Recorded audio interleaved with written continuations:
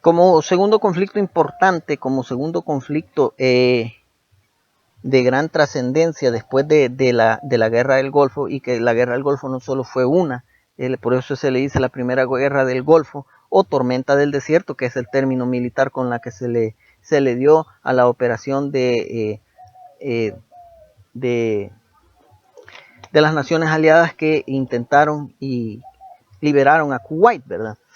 Yo creo que es importante antes de avanzar, aclarar, ¿verdad?, que las Naciones Unidas organizaron un promedio de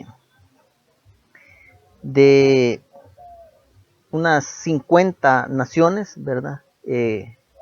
Fueron a favor de Kuwait, Estados Unidos, Inglaterra, Francia, Alemania, Canadá, etcétera, otras naciones. Fueron con una fuerza de 500.000 soldados, más de 10.000 tanques de última generación, y una aviación altamente tecnológica. Por lo tanto, le daba la supremacía en tierra y aire, ¿verdad?, a los países aliados. Y bueno, en menos de un mes, Irak, o un poquito más del mes, Irak había sido derrotado. Creo que aguantó hasta mucho Irak. Ese es el primer gran conflicto. Seguido viene un segundo conflicto de carácter étnico, el conflicto de los Balcanes. Étnico porque aunque era político, la dirigencia de estos países o del gobierno era representada por una mayoría musulmana, y en el otro sector tenía una representación cristiana. Y a estos cristianos, llámesele católico, llámese protestante, llámese de otras denominaciones menos musulmanas, pero más de carácter político. Por eso es que Estado y religión deben de estar separadas una de la otra, porque son intereses encontrados, son intereses que generan conflictos. Bien, entonces se da en Yugoslavia esta guerra de carácter étnica, una guerra también que como efecto conllevó la separación y la división de Yugoslavia. La guerra de Kosovo, que es parte del efecto de la guerra de Yugoslavia, es una provincia que se separa, una provincia de carácter más cristiana, y Yugoslavia se queda con la parte más, Sarajevo se queda con la parte más ortodoxa, la parte más musulmana. Es un conflicto de intereses religiosos y políticos. Aquí no juega nada el petróleo, no juega nada, simplemente una ideología retorcida. O sea, si lo de la Guerra Fría era retorcido, sigue siendo igual. Y en la Guerra Fría no tuvimos conflictos directos, sino que satelitales. Aquí en este periodo todos estamos viviendo el conflicto. Todos, de cualquier forma, vivimos un conflicto con un origen bien en común: los intereses de las grandes naciones. La guerra de Kosovo.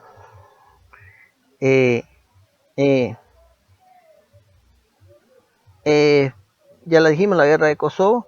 Se forma la República de Kosovo. A la vez, aquí internamente hubieron otra guerra civil al poco tiempo de haberse gestado como república, otra guerra civil, otra guerra separatista, otra guerra religiosa. Hasta hace poco, hará unos 10-15 años, que eso se ha logrado pacificar relativamente las cosas, pero con una tensa calma. La guerra en Chechenia y Rusia. Hay un enfrentamiento entre estos países en 3 ocasiones.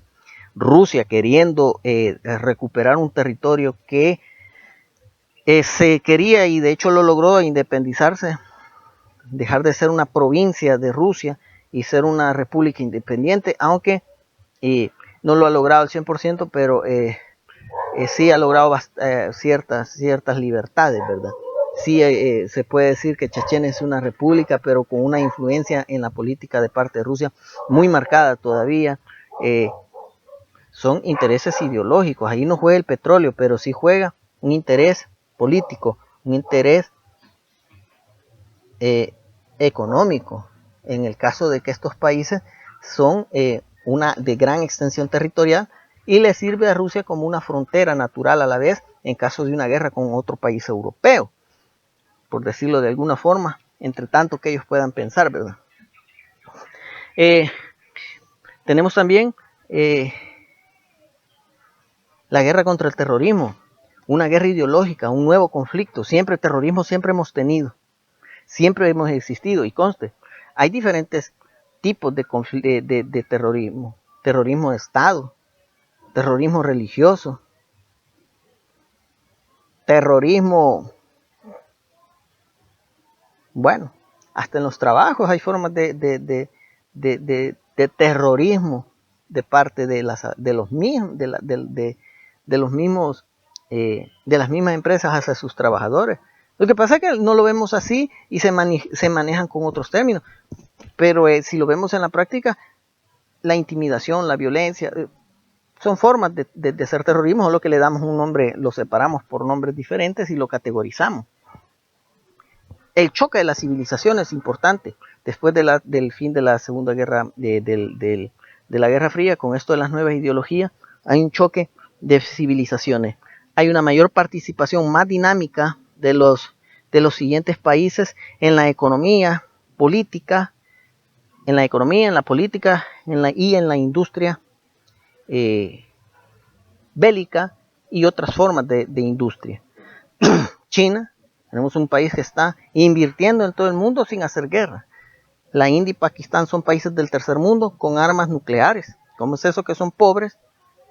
Que tienen una inmensa población, pero sumida en la miseria, pero tienen armas nucleares, tienen portaaviones, tienen submarinos. Bueno, y su economía, su industria se está extendiendo en el mundo, está teniendo mayor participación. Taiwán, Japón, Laos, Vietnam, un país muy próspero en el turismo y también muy próspero en el café, un gran productor de café en el mundo. Están invirtiendo en el mundo sin una sola bala, excepto Pakistán, que han tenido sus conflictos territoriales.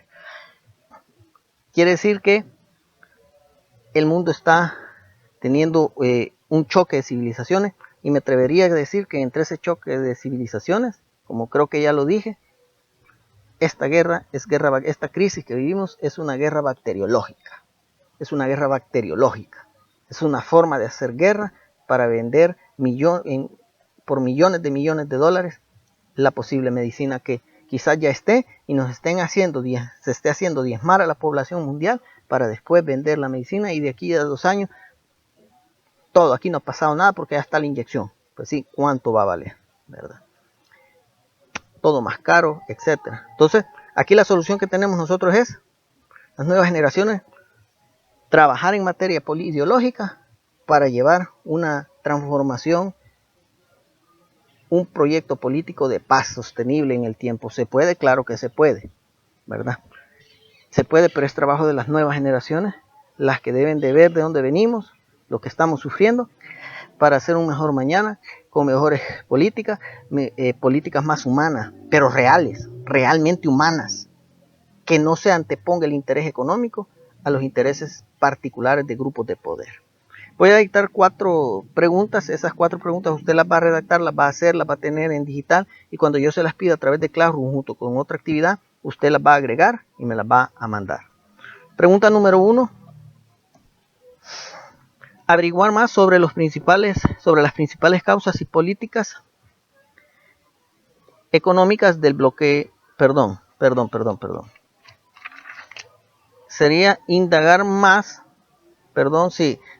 indaga por internet sobre los nuevos conflictos globales y su influencia en la dinámica social política del país.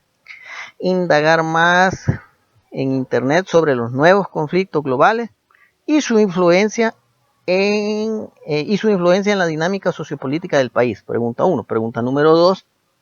Averiguar sobre la teoría de choque de civilizaciones y elaborar un reporte de 2 páginas. Averigua en internet o en fuentes confiables sobre el atentado del 11 de septiembre del 2011 contra las Torres Gemelas del World Trade Center en Nueva York. Y planteen en torno y planteen en torno a las repercusiones de dicho suceso qué políticas se han aplicado después de este atentado. La última sería indagar en diversas fuentes sobre el terrorismo global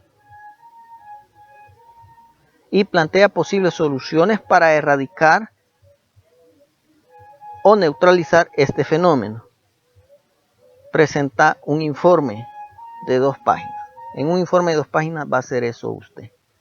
Así que tenemos estas preguntitas ahí y bueno, eso sería por el momento. Y pues las otras actividades que le pida, que le suba una guía o le suba algo al Classroom, ahí le voy a decir, le voy a aclarar o le voy a recordar que estas preguntas las metamos acá, ¿verdad? Estas preguntas que le he dictado las metamos acá ya con su respuesta con las otras actividades. Así que pues tengan un feliz fin de semana y muy buenas tardes.